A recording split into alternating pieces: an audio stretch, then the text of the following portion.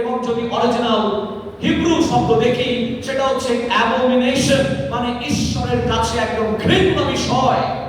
ঈশ্বর সেটাকে ঘৃণার চোখে দেখছেন, আর সেই কারণেই বলছে তারা নামিয়া গেল, মানে ঈশ্বরের দৃষ্টির থেকে তারা পড়ে গেল। যতজন এই সময় ইসরায়েল জাতি, জিহুদা জাতি, যাদেরকে ঈশ্বর মনোনীত করেছিলেন, যাদেরকে ঈশ্বর রক্ষা করেছিলেন, যাদেরকে মসির মধ্য দিয়ে সেই সমস্ত দিকে সেইভাবে সুপ সাগরকে তিনি ভাগ করে দিয়েছিলেন এবং সেই সুপ সাগরের ভাগের মধ্য দিয়ে তাদেরকে পার করিয়েছিলেন, তাদেরকে ঈশ্বর অলৌকিকভাবে বাঁচিয়েছিলেন, তাদেরকে ঈশ্বর অলৌকিকভাবে রক্ষা করেছিলেন, তাদেরকে ঈশ্বর অলৌকিকভাবে এক নতুন উচ্চতায় তাদেরকে নিয়ে এসেছিলেন। কিন্তু সেই অভিজ্ঞতা লাভ করার পরেও তারা ঈশ্বরের দৃষ্টি থেকে নামিয়া গেল।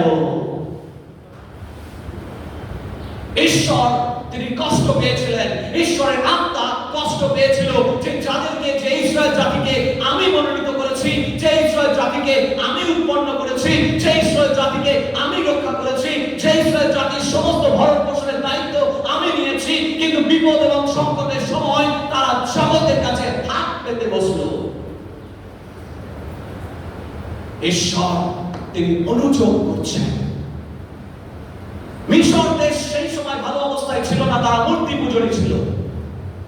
মিশর দেশ সেই সময় তারা সমস্ত রকম ভুল কাজ করছিল, আর সেই জন্যই তারা মিশর দেশের সেই শক্তির কাছে তারা নেমে গিয়েছিল, যাতে তাদের কাছে একটি অ্যালায়েন্স তৈরি করা যায়, যাতে তাদের সঙ্গে একটা কোয়ালিশন তৈরি করা যায়, এবং সেই কোয়ালিশন বা অ্যালায়েন্সের মাধ্যমে তাদের কাছ থেকে আমাদের যদি সাহায্য প্রাপ্ত হই, আমরা এই সাহায্যের হাত বাড়িয়ে ঈশ্বরের কাছে তারা সাহায্য চাইল না, তারা মানুষের কাছে সাহায্য চাইল।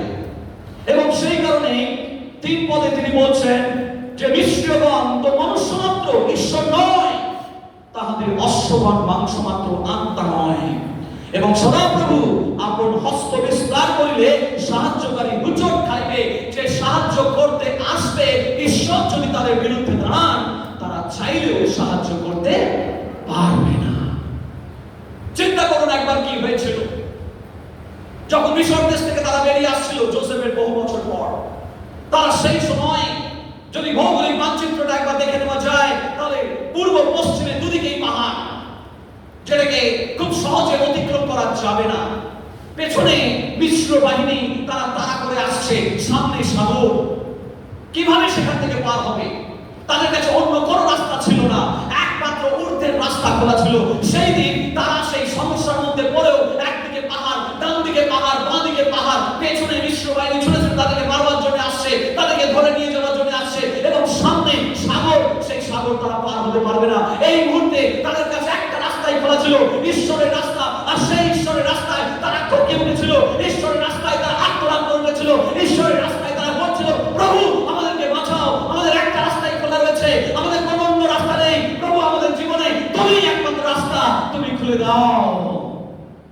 যখন তারা ঈশ্বরের উপরে নির্ভর করেছিল, ঈশ্বর তাদের অলৌকিকভাবে রাস্তা তৈরি করে দিয়েছিলেন। বলতে হবে, যতবার আপনি ঈশ্বরের কাছে খাটু গেড়ে প্রার্থনা করবেন, যতবার আমরা প্রার্থনা করব, যতবার আপাত দৃষ্টিতে মনে হচ্ছে এ রাস্তা বন্ধ, আপাত দৃষ্টিতে মনে হচ্ছে ও রাস্তা বন্ধ, আপাত দৃষ্টিতে মনে হচ্ছে মানুষ আমার পেছনে আসছে, কিন্তু মনে রাখবেন যতক্ষণ আপনি ঊর্ধ্বের দিকে তাকাবেন, রাস্তা আপনার জন্য খোলা যাবে।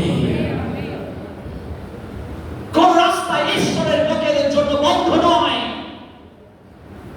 বলছেন প্রকাশক বাক্যে বলা হয়েছে, যদি তিনি রাস্তা খুলে দেন তাহলে বন্ধ করার সাধ্য কারো নেই, আর যদি তিনি রাস্তা বন্ধ করেন খোলার সাধ্য কারো নেই। ঈশ্বর, আমরা যতক্ষণ আমাদের দৃষ্টি ঈশ্বরের দিকে থাকবে ততক্ষণ আমরা ডুবে যাব না। পিতর এর দৃষ্টি সেই জলের মাঝে তিনি হেঁটেছিলেন যিশুর মতো, কারণ সেই দৃষ্টি যিশুর উপরে ছিল। আমাদের দৃষ্টি যতক্ষণ যিশুর উপরে থাকবে ততক্ষণ সমস্যার জলের মধ্যে আমরা কখনো ডুবে যাব না। বলুন আমেন। কিন্তু আপনার দৃষ্টি কি, আমার দৃষ্টি কি যিশুর দিকে আছে? যদি যিশুর দিকে থাকে তাহলে আপনি কোনোদিন সমস্যার মধ্যে ডুবে যাবেন না। 43 অধ্যায় যিশায়া পুস্তকের, একই পুস্তকে 43 অধ্যায় 3 পদে সেখানে লেখা রয়েছে, তুমি সেই সাগরের মধ্য দিয়ে যাবে, সাগরের জল তোমাকে মগ্ন করিবে না, তুমি আগুনের মধ্য দিয়ে তাকে আদেশ দেওয়া হয়েছিল আগুনের সেই কুণ্ডের মধ্যে ফেলে দিতে, আর সে তার কুণ্ডের মধ্যে পড়ে গিয়েছিল। কিন্তু ঈশ্বর ঠিক তিনজনের সঙ্গে আরো একজন ছিলেন, মনুষ্যপুত্র। ঈশ্বর আগুনের মধ্যেও তাদেরকে রক্ষা করেছিলেন। তাই আপনি কখনো কোনো অবস্থাতে আমরা সেই জগতের কাছে, সেই নিষ্ক্রিয়দের কাছে আমরা হাত পাতবো না। বলুন আমেন। ঈশ্বর এখানে বলছেন, প্রথমেই চারটি বিষয় আমরা এখান থেকে দেখব। প্রথম বিষয় হচ্ছে the danger of relying on human strength। আমরা মানুষ, আমরা অনেক সময় বিশ্বাসের সর্বস্তরে একই সময় সবসময় থাকি না। অনেক সময় আমরা দেখি যে আমাদের বিশ্বাসের লেভেল অনেক সময় কমে যায়। সমস্যার মধ্যে পড়লে আমরা ভয়ে ভীত হয়ে যাই এবং আমাদের বিশ্বাস টলমলিয়ে ওঠে, আমাদের বিশ্বাস অনেক সময় কেঁপে যায়। আর সেই সময় আমরা জগতের কাছে, মানুষের কাছে আমরা হাত পাতার চেষ্টা করি। কিন্তু এর মধ্যে একটা বিপদ রয়েছে, কারণ এখানে কিন্তু সংহিতায় সেখানে বলা হচ্ছে 108-12 পদে, মনুষ্যের সাহায্য অলিক, ঈশ্বরের সাহায্য আমরা বীরের কর্ম করবো। মনুষ্যের সাহায্য অলিক মানেটা কি? অলিক মানে কি? মিথ্যা। আজ আছে কাল নেই, আজ এক কথা বলছে কাল আরেক কথা বলবে। আপনি যখন অভাবের মধ্যে পড়েছেন, আপনাকে কেউ কথা দিল যে ঠিক আছে তুমি আসো কালকে, আমি তোমাকে কিছু টাকা দিয়ে সাহায্য করব। কালকে গেলে আমি একটু ব্যস্ত আছি, পরের দিন এসে আবার পরের দিন গেলে আমি তো এখন নেই এখানে, কলকাতা বাইরে গেছে, অথচ কলকাতা পেয়েছে। আজ আছে কাল নেই। মনুষ্যের সাহায্য অনেক। যে ব্যক্তি ভেবেছিলেন যে তার পাশে দাঁড়ানো হবে, ও দেখা গেল যখন সমস্যা এলো সে তার পাশে দাঁড়ানো। এরকম ঘুরি ঘুরি ঘটনা চোখের নিমেষে, চোখের পলকে প্রতি মুহূর্তে ঘটেছে। কিন্তু ঈশ্বরের সাহায্য চিরকাল একই থাকে, কারণ তিনি অন্তকল্য, চিরকাল তিনি এক ঈশ্বর। সেই একই ঈশ্বর তিনি বলছেন যে আমি তোমাদেরকে নিয়ে রক্ষা করতে পারি না, আমার হাত এত খাটো যে তোমাদেরকে আশীর্বাদ করতে পারি না, আমার আশীর্বাদ কি তোমাকে আমি করতে পারি না, তোমরা কেন সেই বিশ্বদের কাছে হাত বাড়িয়েছো? ঈশ্বর তিনি দুঃখ পেয়েছেন এবং 31 অধ্যায়ের একদম প্রথমে বলছেন, ঠিক তাহাদিগকে যাহারা সাহায্যের জন্য মিশরে নামিয়া যায়, অশ্ব মানে বিশ্বাস করে। অর্থাৎ এখানে বলছে অশ্ব হচ্ছে মাংস। মাংস কখনো তোমাকে, মাংসের ক্ষমতা সীমিত, যে বিষয়টা এখানে বলা হয়েছে। মাংসের ক্ষমতা সীমিত, মাংস কিন্তু আত্মা নয়। আত্মা আত্মার কাজ করে, মাংস মাংসর কাজ করে। মাংস সীমিত, অসীম নয়, কিন্তু আত্মা অসীম। বলুন আমেন। ঈশ্বর আত্মা, তার ক্ষমতা সীমিত নয়। এই চার দেওয়ালের মধ্যে ঈশ্বর আছেন, যেমন তিনি সারা পৃথিবীতে তিনি ব্যক্ত, কারণ তিনি আত্মা। কিন্তু আমরা মাংস, মাংস যখন মাংসের উপরে নির্ভর করে, তার থেকে দুঃখজনক বিষয় আর কিছু হতে পারে না। এজন্যই ঈশ্বর বলছে তোমরা মাংসের উপরে নির্ভর করো না, তোমরা আত্মার উপরে নির্ভর করো। Not by might, not by strength, but by the Spirit, says the Lord. অন্য কিছুর দ্বারা নয়, কোন ক্ষমতার দ্বারা নয়, অশ্ব বলে নয়, কিন্তু তোমরা ঈশ্বরের আত্মা দ্বারা সেই কাজ করবে। ঈশ্বরের আত্মা আমাদেরকে সাহায্য করবেন প্রিয় ভাই বোন। সুতরাং যখন আমাদের জীবনের মধ্যে কোনো ঝড় আসে, যখন কোনো সমস্যা আসে, যখন কোনো সংকট আসে, যখন কোনো অভাব আসে, যখন কোনো অনটন আসে, মনে রাখবেন আপনি মাংসের উপরে নয়, ঈশ্বরের আত্মার উপরে নির্ভর করুন। কারণ আত্মা, তার ক্ষমতা অসীম, অনন্ত। আপনি জানেন না কিভাবে তিনি আপনাকে আশীর্বাদ করতে পারেন। আমরা দেখেছি পুরাতন নিয়মে যে কিভাবে জল তেষ্টা পেয়েছে, আর যখন জল নেই সেইখানে তিনি জলের একটা ফোয়ারা তৈরি করে দিলেন। আমরা দেখেছি যখন চারিদিকে জল খেতে পাচ্ছে না, মারা নামক স্থানে যাত্রা পুস্তক 15 অধ্যায়ে, সেখানে জল তারা খেতে পাচ্ছে না, সেই জল তারা তেতো, তিনি বললেন একটা কাষ্ঠ ফেলে দাও, সঙ্গে সঙ্গে সেটা পেয় জলে পরিণত হলো, অর্থাৎ পানীয় জলে পরিণত হয়েছিল। আপনি আজকে যদি আপনার জীবনের কোনো অংশে মনে করছেন আজকে তেতো রয়েছে, আপনি সেই জল খেতে পাচ্ছেন না, আপনার জীবনের মধ্যে সেটা অসুবিধা হচ্ছে, সেই জায়গাটা তেতো অবস্থায় রয়ে গেছে, কোন রিলেশন তেতো অবস্থায় রয়েছে, কোন সম্পর্ক তেতো অবস্থায় রয়েছে, কোন বিষয় তেতো অবস্থায় রয়েছে, যদি আপনি সেটাকে পাচ্ছেন না, ঈশ্বর বলছেন সেই জায়গাটাকে যিশুকে রাখো এবং যিশু সেই জায়গাটাকে পানীয় জলে পরিণত করবেন। কিন্তু আমাদেরকে সেই জায়গায় যিশুকে রাখতে হবে। সেখানে জাগতিক প্রিন্সিপলে বা পৃথিবীর সেই সমস্ত নিয়মগুলোকে ব্যবহার করে আমরা সেই জায়গাকে ঠিক করতে পারবো না, কারণ মানুষের অনেক সীমাবদ্ধতা আছে, কিন্তু আত্মার কোনো সীমাবদ্ধতা নেই। তাই ভয়ঙ্কর যখন আমরা সেই সমস্ত মানুষের উপরে নির্ভর করে থাকি। 2 নম্বর, এখানে এই শাস্ত্রাংশ অনুসারে যে দ্বিতীয় অন্তর্দৃষ্টি আমাদের কাছে নেমে আসছে। প্রথম অন্তর্দৃষ্টি দেখলাম যে যখন আপনি মানুষের উপরে নির্ভর করবেন সেটা ভয়ঙ্কর বিষয়। কেন ভয়ঙ্কর বিষয়? কারণ মানুষের কথা আজকে এক বলে, কালকে আরেক কথা। সিচুয়েশন পাল্টে গেল, মানুষও পাল্টে গেল। সিচুয়েশন যখন থাকবে আমি আপনার পাশে আছি, কিন্তু যখন সিচুয়েশন পাল্টে যাবে আমি নেই। কিন্তু ঈশ্বর সদা সর্বদা আপনার পাশে আছেন, বলুন আমেন। এটা আরেকটা বিষয়, God does not change। ঈশ্বর অপরিবর্তনশীল, বলুন আমেন। এবং ঈশ্বর চান আমরাও যেন তার উপরে নির্ভরশীলতার ক্ষেত্রে অপরিবর্তনশীল থাকি, বলুন আমেন। আমরাও যেন পরিস্থিতির সঙ্গে সঙ্গে পাল্টে না যাই। আমাদের কিছু কিছু ভ্যালু এবং মূল্যবোধ সেগুলো যেন আমাদের মধ্যে থাকে। দ্বিতীয় বিষয়, এই শাস্ত্রাংশ থেকে আমরা পাচ্ছি যেন আমরা ঈশ্বরের মুখাপেক্ষী হই।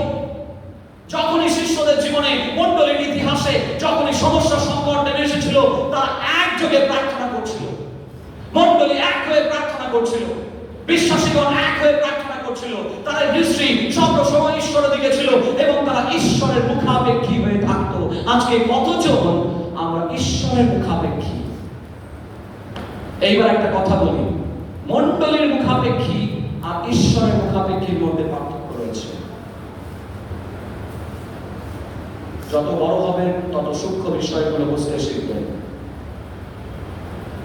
বড় হবেন মানে অভিজ্ঞতায় বাড়বেন। বয়স বাড়লে অভিজ্ঞতা বাড়ে না, অথরিটিতে বিশ্বাস করি না। জীবন আমাকে অনেক কিছু শিক্ষা দিয়েছে, তার মধ্যে একটা হচ্ছে বয়স হলেই যে তার অভিজ্ঞতা বাড়বে তা নয়। প্রভু যীশু যখন শিক্ষা দিচ্ছেন নিকোদিমকে, নিকোদিমের অনেক বয়স। আর যখন প্রভু যীশু শিক্ষা দিচ্ছেন তখন তার বয়স 30 ছুঁই ছুঁই। অথচ দুজনের জ্ঞান আকাশ পাতাল তফাৎ, উপলব্ধি আকাশ পাতাল তফাৎ। অতএব বয়সের সাথে সাথে জ্ঞান বেড়ে যায়, এই থিওরিতে আমি বিশ্বাস করি না, অন্তত বাইবেলের টিচার ছিল। যখন তাকে বলা হচ্ছে মাতৃগর্ভে, বলছে আমি কি আবার এই বুড়ো বয়সে আবার বৃদ্ধ বয়সে মাতৃগর্ভে প্রবেশ করবো? কিছুই বুঝতে পারেনি যিশু কি বলছে। সুতরাং এই জায়গাটা আমি ধরার চেষ্টা করছি যে আমাদেরকে ঈশ্বরের মুখাপেক্ষী থাকতে হবে। আর ঈশ্বরের মুখাপেক্ষী যখন আমরা থাকবো তখন মণ্ডলীর মুখাপেক্ষী নয়। মণ্ডলীরও সীমিত ক্ষমতা রয়েছে, কিন্তু মণ্ডলী নয়। আমরা যদি ঈশ্বরের মুখাপেক্ষী হই, ঈশ্বর কোথা থেকে সাহায্য আনবেন আপনি কিন্তু জানেন না, বলুন আমেন। আমি আমার ব্যক্তিগত জীবনের কথা বলেছি, শেয়ার করেছি আপনাদের সাথে। আমি কোনো মানুষের কাছে মুখাপেক্ষী প্রথমত হই না। আমি সব সময় ঈশ্বরের চরণে সেটাকে রেখে প্রভু বলি, তুমি আমাকে পরিচালনা করো, তুমি আমাকে গাইড করো, এই পরিস্থিতির মধ্যে আমি কি করব। এবং ঈশ্বর তিনি কখনো আমাকে নিরাশ করেননি। তিনি যখনই আমি সমস্যার মধ্যে পড়ে আমি হাঁটু গেড়ে প্রার্থনা করি এবং প্রভুকে বলি, তোমার ইচ্ছা কি, তোমার গাইডেন্স কি, আমাকে বলে দাও। ঈশ্বর কিন্তু সেই সমস্যার সমাধান করেন। তাই আজকে আপনি ঈশ্বরের দিকে তাকাবেন, আপনি হাঁটু গেড়ে প্রার্থনা করবেন এবং প্রভুকে বলবেন, প্রভু তুমি আমাকে দিশা দাও।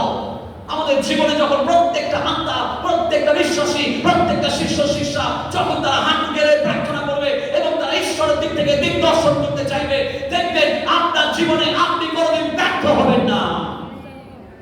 ঈশ্বরের সেই নিদান কখনো ব্যর্থতার জন্য নয়। তোমাদের জন্য এক উত্তম পরিকল্পনা রয়েছে, সেই পরিকল্পনা মন্দ নয়, মঙ্গলের। তিনি মঙ্গলের আকর। যতক্ষণ আপনি তার কম্পাসের নিচে থাকবেন। সমুদ্রে যে সমস্ত জাহাজগুলো যায়, আগেকার দিনে কম্পাস ব্যবহার করা হতো, এখন রাডার ব্যবহার করা হয়। আগেকার দিনে সেই কম্পাসগুলো ব্যবহার করে উত্তর দিকে জাহাজ যাচ্ছে না দক্ষিণে যাচ্ছে না পশ্চিমে যাচ্ছে না দক্ষিণ পশ্চিমে যাচ্ছে সেটা নির্ধারণ করা হতো কম্পাস দিয়ে। এখন তো জিপিএস হয়ে গেছে, এখন জিপিএস এর মাধ্যমে রাডারও এখন চলছে না, এখন জিপিএস স্যাটেলাইট পিকচার্স এর মাধ্যমে আমাদের কাছে জিপিএস চলে যাচ্ছে, অলি গলি সব রাস্তা দেখিয়ে দিচ্ছে। ঠিক তেমনি সমুদ্রের মাঝেও দেখিয়ে দেওয়া হচ্ছে। প্রভু যিশু হচ্ছেন সেই স্যাটেলাইট, সেই জিপিএস এর মাধ্যমে। পবিত্র আত্মা সেই জিপিএস, প্রভু যিশু হচ্ছেন সেই স্যাটেলাইট। স্যাটেলাইটের মাধ্যম দিয়ে তিনি পবিত্র আত্মার মধ্য দিয়ে আমাদের কাছে তিনি বলে দিচ্ছেন কোন পথে যেতে হবে, কোন পথে আপনাকে যেতে হবে। হয়তো সরু গলি রয়েছে, আপনি ভাবছেন এই সরু গলিতে আমি কি করে যাব, এই সরু গলি হচ্ছে খুব ছোট ছোট গলি। আমি অনেক সময় বলে থাকি গলির কথা মনে পড়ে গেলে আমাদের শিয়ালদহ অঞ্চলে সব গলিগুলোর কথা মনে পড়ে। বিভিন্ন গলি আছে, তো সেখানে একটা চিংড়ি গলি বলে একটা গলি আছে, ছোটবেলা আমরা লুকোচুরি খেলতে আছি। এক গলি দিয়ে ঢুকলে মধ্যখানে রেখে দিলে আমি গ্যারান্টি আপনাদের যদি আমি গলির মধ্যে ছেড়ে দিই আপনি রাস্তা খুঁজে পাবেন না। একটা রাস্তা বেরিয়ে গেছে মুচিপাড়া থানা দিয়ে, আর একটা রাস্তা বেরিয়ে গেছে বউবাজার দিয়ে, ওই অঞ্চলে যদি কেউ থাকে সেটা আমি শুধু মধ্যখানে আপনাকে ছেড়ে দেবো, সেই গলির মধ্যখানে আপনি খুঁজে পাবেন, রাস্তায় খুঁজে পাবেন। আমরা অনেক সময় আমাদের জীবনের দিকে যখন আমরা তাকাই দেখি যে এরকম ছোট ছোট গলি, আমি বুঝতে পারছি না, কনফিউজ হয়ে যাচ্ছি, কোন গলি দিয়ে যাব, এই গলি দিয়ে যাব না এই গলি দিয়ে যাব, এই রাস্তা দিয়ে যাব না ওই রাস্তা দিয়ে যাব, ওই দিকে যাব না কোন দিকে আমি দিশেহারা। তখন ঈশ্বর তার জিপিএস কে পবিত্র আত্মার মাধ্যম দিয়ে আপনার জীবনে পাঠাবে এবং আপনাকে বলে দেবেন এই গলি দিয়ে যাও। দেখবেন এই গলি দিয়ে যাওয়ার সঙ্গে সঙ্গে আপনি মেন রাস্তা পেয়ে গেছেন। তিনি আপনাকে কনফিউজ করার জন্য ডাকেননি, কিন্তু আপনার চোখ তার দিকে থাকতে হবে, আপনি তার দিকে মুখ তাকিয়ে থাকতে হবে এবং ঈশ্বর আপনার জীবনকে আশীর্বাদ করবে। 3 নম্বর, এই শাস্ত্রাংশ থেকে যে তৃতীয় অন্তর্দৃষ্টি উঠে আসছে সেটা হচ্ছে ঈশ্বরের প্রজ্ঞা এবং তার শক্তি। দেখুন 2 পদে কি বলছে, তিনি অমঙ্গল ঘটাইবেন, আপন বাক্য অন্যথা করিবেন না। তিনি দুরাচারদের কুলের বিরুদ্ধে, অধর্মচারদের সহায়গণের বিরুদ্ধে হবেন। এই প্রেক্ষাপট যদি আমরা দেখি তাহলে দেখতে পাবো এই সময় জিহুদার রাজা কে ছিলেন? হেজেকিয়া। হেজেকিয়া ছিলেন। হেজেকিয়াকে কিছু লোক পরামর্শ দিচ্ছিল, এরকম পরামর্শ দেওয়ার অনেক লোক থাকে, খেয়াল রাখবেন তাদের পরামর্শ আপনি দিচ্ছেন, বি কেয়ারফুল। জীবনযাপন যদি ঠিক না থাকে তাদের পরামর্শ যদি আপনি নেন আপনি বিপদগামী হতে পারেন। এই জন্য সবার কথা আমি শুনি কিন্তু সবার পরামর্শ আমি নিই না। পরামর্শ নেওয়ার আগে আমি তার জীবন 50 বার যাচাই করি, একবার নয় 50 বার। বলতে পারে সবাই বলছে, কিন্তু আমি আমার কান আমি তাকেই দেব ঈশ্বরের আত্মা যাকে গাইড করছে তার জীবন আমি ভালো করে দেখি, যার তার কথা আমি শুনি না। অতএব এখানে হেজেকিয়া তিনি রাজার আসনে বসে রয়েছেন। রাজার আসনে বসে থাকা সত্ত্বেও তাকে ভুল কিছু লোক পরামর্শ দিচ্ছে, আর ভুল পরামর্শ দিয়ে তাকে পরামর্শ দিল মিশরে চলে যাও, মিশরের সঙ্গে আতাত তৈরি করো, ভালো বাংলায় বললেন আতাত, কোয়ালিশন তৈরি করো, অ্যালায়েন্স তৈরি করো, তারাই তোমাকে সাহায্য করবে। তারা ঈশ্বরের পরামর্শ দিল না যে ঈশ্বরের হাঁটু গেড়ে প্রার্থনা করো এবং ঈশ্বর সেই সংকট থেকে তোমাকে উদ্ধার করবেন। এই পরামর্শ তাদের মুখ দিয়ে বেরোলো না। ঈশ্বর তখন যিশাইয়া তখন কিছুটা ব্যঙ্গবিদ্রুপ করে লিখছেন। দেখুন এখানে কি লিখছেন, পরন্তু তিনিও জ্ঞানবান। দেখুন এক পদের শেষে বলছে সদাপ্রভু অন্বেষণ করে না, সদাপ্রভু অন্বেষণ করছে না, ঈশ্বরের পবিত্রতার দিকে চাইছে না। 2 পদে বলছে পরন্তু তিনিও জ্ঞানবান। একটু টিপ্পনি কেটে লিখলেন যিশাইয়া, তিনিও জ্ঞানবান, তিনি অমঙ্গল ঘটাইবেন, আপন বাক্য অন্যথা করিবেন না। তিনি দুরাচারদের কুলের বিরুদ্ধে, অধর্মচারীদের সহায়গণের বিরুদ্ধে উঠিবেন। এই কথার মধ্যে তিনি বলতে চাইলেন যারা তোমাকে পরামর্শ দিচ্ছে, কাকে পরামর্শ দিচ্ছে? হেজেকিয়া যিনি রাজা তাকে পরামর্শ দিচ্ছে আর ভুল পরামর্শ দিচ্ছে, এবং সেই ভুল পরামর্শে ঈশ্বর বলছেন ঈশ্বর তো জ্ঞানবান। ওরা নিজেদেরকে জ্ঞানবান মনে করে, তার থেকে অনেক জ্ঞানবান ঈশ্বর, এবং এই ভুল পরামর্শ দেওয়ার জন্য তাদেরকে সাজা পেতে হবে। ঈশ্বরগণ মনুষ্য মাত্র ঈশ্বর নয়, তাহলে মৎস্যগণ মাংস মাত্র আত্মা নয়। তিনি বলছেন সেই কারণে ঈশ্বরের জ্ঞান অনেক বেশি, ঈশ্বরের শক্তি অনেক বেশি। সেই কারণেই আমি বললাম যে সেখানে লেখা রয়েছে সংহিতা তার 108-12 পদে, মনুষ্যের সাহায্য অলিক, ঈশ্বরের সাহায্যে আমরা বীরের কর্ম করব। সেই কারণে, কারণ তার শক্তি অনেক বেশি। 4 নম্বর অন্তর্দৃষ্টি, ঈশ্বর বিচার আনেন। God's judgment on wickedness। এখানে যারা যারা পরামর্শদাতা ছিল, সেই পরামর্শদাতারা তাকে ভুল পথে পরিচালনা করছিল, রাজাকে ভুল থেকে পরামর্শ দিচ্ছিল, এবং সেই কারণেই তিনি 3 পদের শেষে বলছেন সেই অধর্মচারীদের সহায়গানের বিরুদ্ধে উঠিবেন। সদাপ্রভু আপন হস্ত বিস্তার করিলে সাহায্যকারী উচট খাইবে। এই সাহায্যকারী কারা? যারা পরামর্শদাতা, যারা ভুল পরামর্শ দিচ্ছিল হেজেকিয়াকে, যারা তাকে ভুল পথে পরিচালনা করছিল, তাদের উদ্দেশ্যে তিনি বলছেন যে আমি তাদেরকে ছাড়বো না, কারণ তারা রাজাকে ভুল পরামর্শ দিচ্ছে, সদাপ্রভুর দিকে পরিচালনা না করে তাদেরকে জগতের দিকে পরিচালনা করছে। প্রিয় ভাই বোন, যখন রাজা শাউলকে তারা রাজা হিসেবে বেছে নিয়েছিলেন, ঈশ্বর খুব আনন্দ সহকারে সেই রাজা দিয়েছিলেন না? একই না? কতজন জানেন যে ঈশ্বর আনন্দে দিয়েছিলেন না বাধ্য হয়ে দিয়েছিলেন? বাধ্য হয়ে দিয়েছিলেন। ইয়েস, ঈশ্বর চেয়েছিলেন ইসরায়েল জাতির রাজা কেবল তিনিই থাকবেন। সেই কারণে আমরা থিওলজি কথাটা ব্যবহার করি, এখান থেকে থিওক্রেসি কথাটা আসছে। সমস্ত ক্রেসি শব্দের অর্থ তন্ত্র, ডেমোক্রেসি, থিওক্রেসি, এগুলো সমস্ত ওই গ্রিক অরিজিন থেকে আসছে। কথাটার মানে হচ্ছে তন্ত্র, গণতন্ত্র। ঈশ্বরতন্ত্র মানে ঈশ্বরের রাজা থাকবেন, রুল অফ গড, ঈশ্বরের শাসন। ঈশ্বর চেয়েছিলেন তাঁরই শাসন ইসরায়েল জাতির উপরে চলুক, কিন্তু মানুষ বলতো আমরা রাজা চাই, আমরা রাজা চাই, আমরা ওই সমস্ত মানুষের মতো রাজা চাই। জগতের অনুকরণ করতে গেল, যখন জগতের অনুকরণ করতে গেল, ঈশ্বর কিন্তু দুঃখ পেয়েছিলেন। ঈশ্বর চায়নি যে ঈশ্বরের জায়গায় কোন মানুষ আসুক। ঈশ্বর এবং তার প্রজাদের মধ্যে কোন মানুষ মধ্যখানে ঢুকে যাবে, তিনি তা চাননি। কিন্তু মানুষ তা চাইল না, মানুষ জগৎকে অনুসরণ করতে চাইল, আর সেইখানে ঢুকে গিয়ে বলে ঠিক আছে তোমরা যখন চাইছো আমি বাধ্য হয়ে দিচ্ছি, কিন্তু এর ফল তোমাদেরকে ভোগ করতে হবে। এবং তারা ফল ভোগ করেছে। সুতরাং ঈশ্বর চান তার লোকেরা সদা সর্বদা যেন তার দিকে তাকিয়ে থাকে। বলুন আমেন। যখনই কোনো সমস্যা সংকটের মধ্যে পড়বেন, আপনি কোনো জাগতিক প্রিন্সিপাল প্রথমেই অ্যাপ্লাই করবেন না। আপনি প্রথমে প্রার্থনা করুন। সমস্যা যাই হয়ে থাকুক না কেন, অভাব যাই হয়ে থাকুক না কেন, প্রথমেই আপনাকে প্রার্থনা করতে হবে এবং প্রকাশ করতে হবে যে প্রভু আমার জীবনে কেবল তুমিই প্রথম। ঈশ্বর তার গৌরব কারোর সঙ্গে শেয়ার করেন না, মনে রাখবেন। ঈশ্বর চান যে আপনার জীবনের প্রত্যেকটি ডিসিশন, প্রত্যেকটি ক্ষেত্রে আপনি তাকে উচ্চকৃত করেন, আপনি তাকে প্রথম স্থান দেবেন। আজকে আপনি কি তাকে প্রথম স্থান দিচ্ছেন? আমি কি তাকে প্রথম স্থান দিচ্ছি? আজকে এই বিষয়ে ঈশ্বর আমাদের সঙ্গে কথা বলছেন। তিনি বলছেন ইসরায়েল জাতির মতো তোমরা ভুল করো না। ইসরায়েল জাতি যে ভুল করেছিল, মণ্ডলী আজকে বারে বারে সে ভুলই করছে। আজকে জগতের সঙ্গে তারা মিশে যাচ্ছে, জগতের প্রিন্সিপাল গুলোকে তারা মণ্ডলীতে ব্যবহার করছে। ঈশ্বরের রাজ্য, ঈশ্বরের এবং ঈশ্বরের কাজটাও ঈশ্বরের এবং ঈশ্বরের মতো করে সেটাকে করতে হবে। জগতের প্রিন্সিপাল দিয়ে নয়, জগতের বুদ্ধি দিয়ে নয়, সম্পূর্ণ ঈশ্বরের আত্মা দ্বারা পরিচালিত হয়ে সেই কাজটি করতে হবে।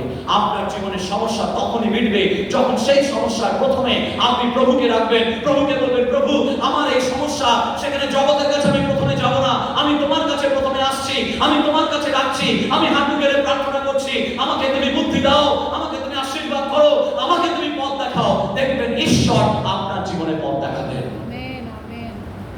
তার সঙ্গে সঙ্গে কথা প্রসঙ্গে উল্লেখযোগ্য এটাও আপনাকে বলে দিই, অনেকে দেখবেন বিভিন্ন সমস্যায় পড়লে একবার এ মণ্ডলী, একবার সে মণ্ডলী, একবার ওই মণ্ডলী, বিভিন্ন মণ্ডলীতে ঘুরে বেড়ান। যে মণ্ডলীতে যান ঈশ্বর কিন্তু একই। ঈশ্বর চান যে আপনি এক জায়গায় স্থির থাকুন।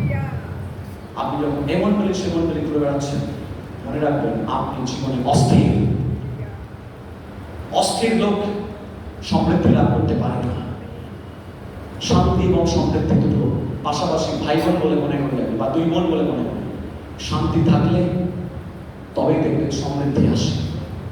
এবং ইংরেজিতে এক, পিস এবং প্রসপারিটি।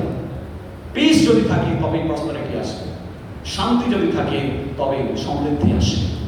আমরা কি অস্থির? আজকে অস্থির না হয়। ইসরায়েল জাতি অস্থির হয়ে গিয়ে, ভয় পেয়ে অস্থির হয়ে মিশর দেশে চলে গেছিল, স্থান পরিবর্তন করেছে। ঈশ্বরকে যদি আপনি ধরে রাখেন, ঈশ্বর আপনাকে ধরে রাখবেন। যখন ঈশ্বরকে আপনি ধরে রাখবেন, ঈশ্বর আপনাকে ধরে রাখবেন। আপনাকে স্থান পরিবর্তন করার দরকার নেই, যেখানে আছেন ওখানে থাকবেন। ওখান থেকে ঈশ্বর আপনাকে ব্যবহার করবেন এবং বৃদ্ধি দান করবেন। আমি বলেছিলাম একটা গাছের কথা, মূল যদি এক জায়গায় থাকে, মাটির সঙ্গে কানেক্টেড থাকে, টবের সঙ্গে যদি উপরে না থাকে, তাহলে টব দেখবেন একবার টবটাকে নিয়ে ওখানে রাখছি, আবার টবটাকে নিয়ে ওখানে রাখছি, আবার টবটাকে নিয়ে বাইরে রাখছি।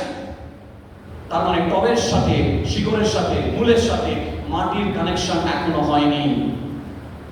যেদিন মাটির সঙ্গে কানেকশন হয়ে যাবে, ও টব এক জায়গা থেকে আরেক জায়গায় যেতে পারবে না, ও এক জায়গাতেই থাকবে। আপনি কি ভ্রমণ করছেন দোস্ত? কারণ আপনি অস্থির, আপনার সঙ্গে মাটির এখনো কানেকশন হয়নি। সেই মাটি হচ্ছে ঈশ্বর। যখন আপনার মাটির সঙ্গে জীবনের কানেকশন হয়ে যাবে, দেখবেন আপনি এক জায়গাতে রয়ে গেছেন। আসুন আমরা প্রভুর কাছে এই কান্না করি, প্রভুর কাছে এই প্রার্থনা করি। আমরা সকলে চোখ বন্ধ করি, মাথা নত করি। আর যখন আমার ভাই তারা এখানে কিবোর্ড বাজাবে, তখন আমরা ওই গানটি করব। ছুঁয়ে নাও, কোথায় গেল? Sukanya, please Mitali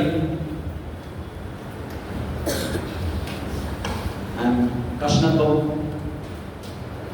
all of you come.